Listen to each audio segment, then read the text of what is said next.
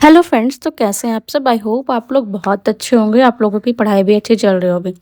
तो मेरा सुबह का यही आजकल है कि मैं 1.5 घंटे का अप्रॉक्स लगाती हूँ कि मैं अपना टाइमर लगा लूँ और थोड़ा-सा मतलब पढ़ लूँ। क्योंकि एक मुझे ऐसा लगता है कि आधे घंटे में 25 मिनट में कुछ नहीं होता है।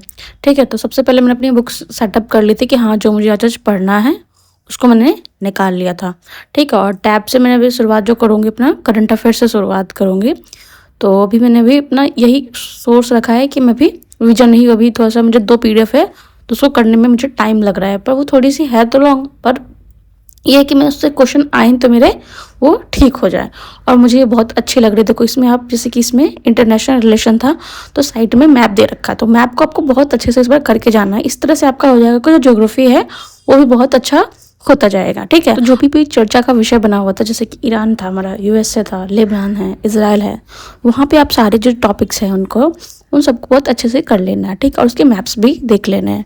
तो इस तरह से इसमें दे रखा है, तो आप एक बार ज़रूर देख लीजिएगा इसको। जैसे कि इसमें जो मुझे एक्स्ट्रा पॉइंट लगा था कि हाँ, ये कहाँ पे है जल संधि, तो फिर मैं इसको थोड़ा सा गूगल से सर्च करके और पॉइंट्स जो है वो मैंने लिख दिए थे। तो इस तरह से मैंने भी अपना यही कर रही हूँ कि साथ में जो इंटरनेशनल रिलेशन है उसको बहुत अच्छे से कवर करने की कोशिश कर रहे हैं विजन आईएएस से।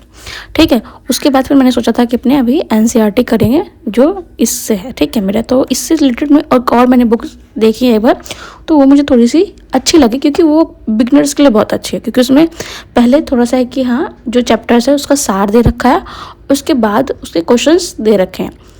जैसे कि इसमें क्वेश्चंस है, जैसे 5-6 क्वेश्चंस है और थोड़ा सा इसमें ठीक है लेवल, पर उसमें तो लेवल था वो थोड़ा सा लो है। पर वो है कि जो बिगनर्स अभी पढ़ रहे हैं और जिनको अभी एनसीईआरटी नहीं कवर करनी है और उसको अच्छे से पढ़ लेना भी है, एनसीईआरटी को पढ़ भी लेना है और थोड़ा सा अपनी एनसीईआरटी को कवर भी नहीं करना, पढ़ना भी नहीं है, तो ये बुक बहुत अच्छी थी। तो अगर आप बोलेंगे तो मैं इसको नेक्स्ट वीडियो में इसको रिव्यू भी कर दूंगी कि ये कौन सी बुक है और इसको आप कैसे पढ़ सकते हैं और किसके लिए ज़्यादा फायदेमंद होगी।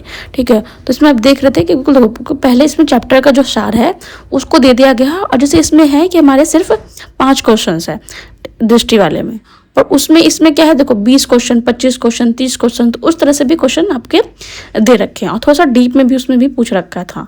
तो मुझे अच्छा लगा वो वाला, तो उसको मैं एक बार सोच रही हूँ कि मैं एक बार उसमें से रीडिंग ला के लेके जो उसमें जो पॉइंट्स मुझे लगेंगे कि हाँ मुझे मेरी इस वाली बुक्स में नहीं है, उसको मैं अपना ऐड ऑन करूँगी, मैं ये सोच रही हूँ।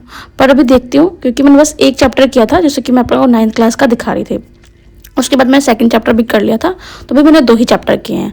अगर आप बोलेंगे तो फिर मैं उसको आगे वाली वीडियो में रिव्यू कर दूंगी।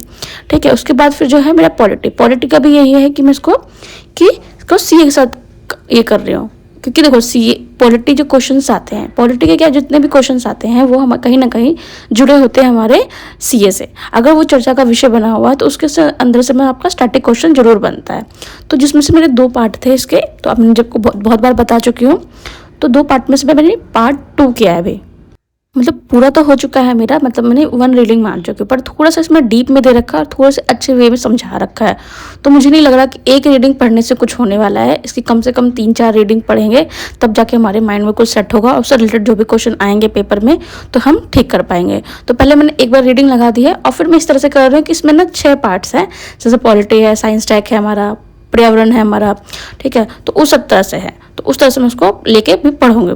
उसके बाद फिर मुझे किसी ने पूछा था कि जो बीपीएससी भाई की जो ज्योग्राफी की जो वो है वीडियोस है वो बिगिनर्स के लिए है या रिवीजन पर्पस के लिए। तो मेरे अकॉर्डिंग देखो मेरा ये सजेशन है रहेगा कि बिगिनर्स के लिए वो नहीं है, क्योंकि उसमें सर ने थोड़ा सा जल्दी बता रखा है, अंदर से नहीं मतलब बताया तो बहुत अच्छे से, उन्होंने समझाया बहुत अच्छा, पर रिवीजन के पर्पज से मैं सोचती हूँ कि वो बहुत अच्छा है।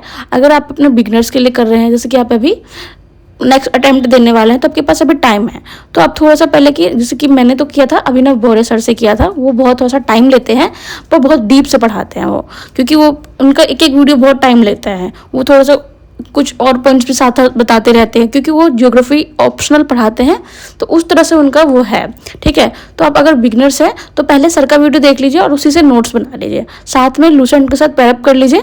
ठीक है? और आपको करना है तो घटना चक्र भी कर लीजिए उसमें, और फिर जब लास्ट जब एक से एग्जाम रहेगा या फिर आपको दोबारा रिवीजन करना है तो उसे बीपीएससी भाई का जो वीडियो है उसको देख लीजिए। तो इस तरह से आपका हो जाएगा। तो ये बिगनर्स के लिए है। और अगर अभी आपने नहीं किया है और आपको पेपर देना है 72, ठीक है, तो उसके लिए आप बीपीएससी भाई का ही वो देख लीजिए तो जल्दी आपका हो जाएगा।